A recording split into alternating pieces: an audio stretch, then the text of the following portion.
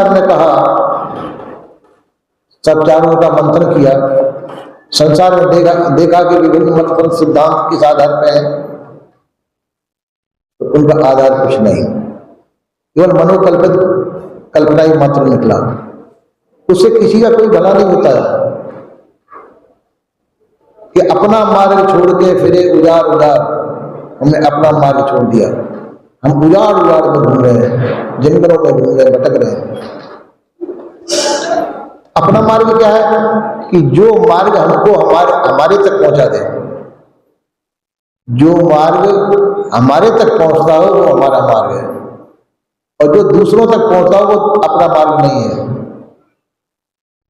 तो विभिन्न मतपन्न सिद्धांतों ने कल्पना के मार्ग गढ़े और काल्पनिक इष्टों की कल्पना की, और उनकी तरफ उनके नाना प्रकार के विभिन्न मतपन्न सिद्धांत चले, उस पर चलते रहे।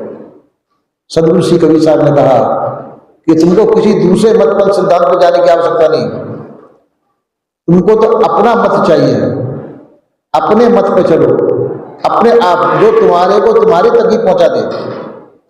तो तुम्हारे को तुम्हारे तक पहुंचा के मिला कि हम विभिन्न जो है मनगढ़ंत कल्पनाओं में भ्रमित है, विषय वासनाओं में है, ब्रह्मभूत कल्पना में है। तो जो भ्रमित है, हम इन सबको छोड़ करके हम अपने आप में आ जाए। अपने आप में कब आ सकते हैं? जब संसार की सभी मान्यताओं का त्याग कर दें। संसार की जो मान्यताएं थी, इन मान्यताओं को त्यागे तो हम अपने आप में है ही। हर व्यक्ति अपने आप में है, पर अपने आप से भिन्न कब जाते हैं? जब हम संसार की तरफ आकर्षित होते हैं, संसार की तरफ हम चित्त करते हैं, तो हम अपने घर से विमुख हो जाते हैं। सदगुरु श्री कबीर साहब ने कहा, आप अपने घर में आइए, संसार में तुमको कुछ मिलने वाला नहीं, संसार आपको कभी भी नहीं मिलेगा, मिल भी नहीं सकता है, क्योंकि संसार विजातीय वस्तु है। विजातीय वस्तु कभी भी हमको प्राप्त नहीं हो सकती, आपकी वस्तु ही आपको प्राप्त हो सकती है, और आप अपने आप से विमुख है। अपने आप से विमुखता को छोड़ करके आप अपने घर में आइए और संसार का घर छोड़िए। ठीक है, संसार में पर लक्ष्य जो अपने आप को जानिए अवश्य कि आपका लक्ष्य संसार नहीं है। यही तन कर फल विषय न भाई, स्वर्ग और स्वर्ग अंत दुर्दाई। ये सही का फल जो संसार के विषय भोग नहीं है। इसलिए इन सबको छोड़ करके अपने आप को खोजे, हम क्या है। तो जिस चीज को आप देखने वाले आप दृष्टा हैं, परखने वाले आप पारखी हैं। तो जो चीज जानते, देखते, बोलते वो आप नहीं है। जिन चीजों को आप जानते हैं वह चीज आप नहीं है, और हम अपनी देखी हुई चीजों को अपना स्वरूप मान लेते हैं, ये भूल है।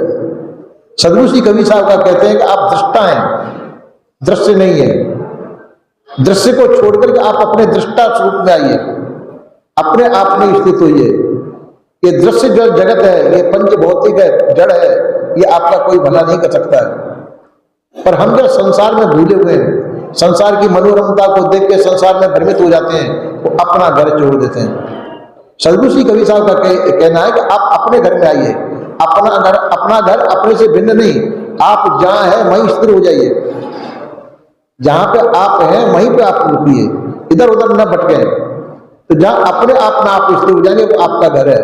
पर हम अपना मार्ग को छोड़ के, अपने घर को छोड़ करके संसार में भटक जाते हैं। तो संसार में बड़ी बड़ी मनोरम चीजें हैं, पर वो जड़ ही है, वो आपका कोई कल्याण, कोई हित कल्याण नहीं कर सकती हैं। तो इसी प्रकार से सदगुरुदेव ने कहा कि सब चीज को छोड़ के आप अपने आप में शांत होइए। अपने आप में शांत क्यों नहीं हो पाते? कि संसार में हमारी रुचि है, संसार की जो चीजें हैं ये हमको जो है मोहित करती हैं, हम उधर भटक जाते हैं। एक दृष्टांत देता हूं। एक राजा ने कहा कि मैं अपनी राजगद्दी सौंपना चाहता हूं। सभी से कहा कोई मेरी राजगद्दी में बैठना चाहे बैठ सकता है, पर सबसे पहले मेरे को फलाने दिन सबसे पहले आकर के मेरे को मिले, मैं उसको राजगद्दी पे बैठा दूंगा। राजा ने कहा। अब राजा को तो योग्य शासक ढूंढना था, राजा वृद्ध हो चुका था। उसने कहा कि मेरी गद्दी में बैठने के काबिल कोई ऐसा ढूंढना था। उसने कहा कि कोई मेरी गद्दी पे बैठने के लिए जो सबसे पहले फलानी तारीख को सबसे पहले जो मेरे को मिलेगा उसको मैं राजगद्दी पे बैठा दूंगा, जो मेरे तक आ जाएगा। तो लोग बागों की कथा लगी, रात रात भर उनकी लाइन लगी रही फाटक के बाहर कि गद्दी तो हमको मिलेगी, हम बैठेंगे गद्दी पे, हम बैठेंगे गद्दी पे, हम बैठेंगे। सब लाइन पे लगे और सबका ये हौसला था हम बैठेंगे। राजा बड़ा चतुर था, उसने किले के फाटक के अंदर विभिन्न प्रकार की सामग्री लगा दी, कई सोने चांदियों के गहने लगा दिए, कई खाने पीने की मिठाइयां लगा दी, जैसी जैसी रुचि के लोग हैं सब प्रकार के ढेर लगा दिए, जो खाना चाहे खाओ, जो सुनना चाहे सुनिए, सब लगा दिए उसने। अब जो उन्होंने और बीच में अपना आसन लगाया, गद्दी उसी की लगी, जो सबसे पहले मेरे से आके मिलेगा मैं उसको सिर पे राजमुकुट रख दूंगा। अब लोग बाग जो फाटक के अंदर घुसते, जैसे फाटक खुलता जैसे ही तो भीड़ होती, तो भीड़ में तो कुचल जाते, कहीं भीड़ में जो एकदम से जाएंगे तो कुचलेंगे, कहीं कि कोई साधारण होकर उठे तो देखते अरे जलेबी रखी है, पहले जलेबी खा लो, राजा तो है उससे मिल लेंगे, शाम तक का टाइम है। कोई जलेबी खाने में लग गए, कोई नाच गान तमाशे में फंस गए, कोई किसी में कोई किसी में, जैसे जैसी जिनकी रुचि थी उसमें रुचि फंस गए। शाम होने पाई, राजा से जाके कोई नहीं मिला। अब जो एक जाट देवता थे, कोई जाट देवता तो बुरा नहीं मानना तो जाके वो हल जोत करके आए थे, तो जाके उनकी पत्नी ने कहा अरे आप राजा से मिलने के लिए गए, अब तो कोई राजा बन गया होगा, तो मेरे सिवा कोई राजा बन नहीं सकता। तो बैलों को हटाने का डंडा तो उसके हाथ में लगा हुआ था, तो उसको लेकर के चला गया, चलता गया, जो रास्ते में पड़ा तो उसमें 2 डंडे फटकारते जो उसको रोकने वाला, और किले के अंदर घुसा, लेकिन तो चाय पीते जाते 2 डंडे उसमें जमा दिए, जलेबी खा लो डंडे उसमें, अब डंडे के सामने कौन पड़ने वाला है, कोई भरमाने बुलाने नहीं है। तो इसी प्रकार से सीधा गया, राजा के पास गया, राजा अपनी गद्दी से उठ करके उसको गद्दी बना दिया, राज उसके सिर पे लगा दिया और अनाउंसमेंट कर दिया कि अब राजा बन चुका।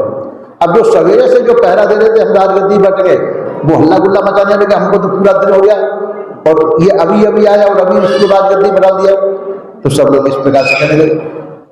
पर वहां पर सरकारी व्यवस्था थी, सरकारी व्यवस्था से किसी कुछ निकले, सबको डंडे मार मार के सबको बाहर निकाल दिया गया और राजा उसको बना दिया गया जो।